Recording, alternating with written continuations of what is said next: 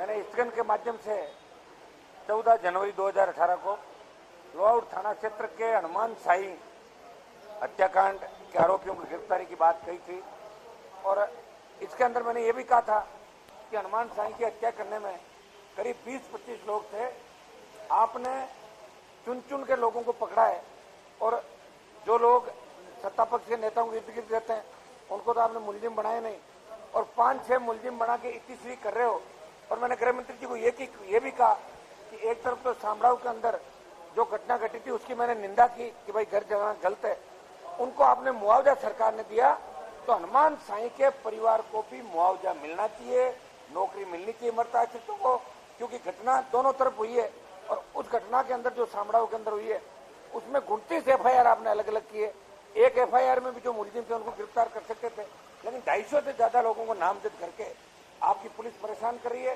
ये बर्दाश्त नहीं करेंगे। अगर आप हमारी नहीं मानोगे तो हम सड़कों पर संघर्ष करेंगे। मैं उस समय खुद 15 तारीख की शाम को 7 बजे शामराव पहुंचा था।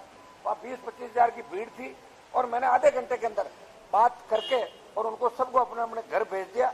उससे पहले 4 बजे आगजनी की घटना हो गई थी और 7 तारीख को शेरगढ़ से आने वाले विधायक ने मेरे पर आरोप लगाए थे कि खींवसर विधायक ने वहां जाके घर जलवाए, आग लगवाई। तो मैं उसका भी उत्तर दे रहा था कि आज सबसे ज्यादा चाहे दलितों पर अत्याचार हो चाहे किसानों पर अत्याचार हो, सबसे ज्यादा शेरगढ़ और लोहाउट क्षेत्र के अंदर होते हैं, जहां से गजेंद्र सिंह जी खींवसर और बाबू सिंह जी आते हैं। तो मैं इनको कई किस्से बता रहा था। मैंने कहा आपने तो यहाँ तक कह दिया कि हथियार उठा लो, अब वक्त आ गया है। अरे किसके खिलाफ हथियार उठा लो? वहां तो अपराधियों को पकड़ने की बात चल रही थी। अगर एक अपराध हुआ है और दूसरा अपराध हुआ है तो हम ये थोड़ी कह रहे हैं कि दूसरे अपराध में मत पकड़ो, लेकिन निर्दोष लोगों को मत फंसाओ। एक में तो निर्दोष को फंसा रहे हो और एक में सरकार दोषियों को बचा रही है। तो दिल्ली का दबाव है या राजस्थान का दबाव है। तो हमने यही मामला उठाया कि हनुमान साई के परिवार को न्याय मिले और 1 दर्जन आरोपी पकड़े जाए। अभी जो जांच चल रही है वो लिपापोती है। गृह मंत्री को इसके अंदर वास्तव के अंदर गृह मंत्री जी का मन तो ठीक है, लेकिन उनका स्टाफ जैसा कहता है वैसे ही वो करते हैं, उससे ज्यादा वो कुछ भी नहीं करते। स्टाफ कह दे या बीट कांस्टेबल दे, एसपी जो कह देगा वो कह देंगे मेरे पास रिपोर्ट आ गई, वो मतलब दूसरों की सुनते भी नहीं है।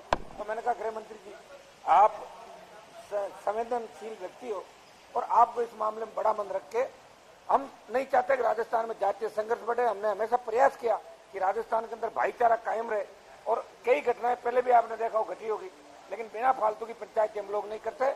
लेकिन किसान के बेटों को अगर निर्दोष तरीके से वसुंधरा सरकार फंसाने का प्रयास करेगी तो सड़कों पर भी लड़ेंगे, विधानसभा में भी लड़ेंगे और आवश्यकता पड़ी राजधानी को घेरेंगे और इस सामंती सरकार का ऑपरेशन इलाज भी करेंगे।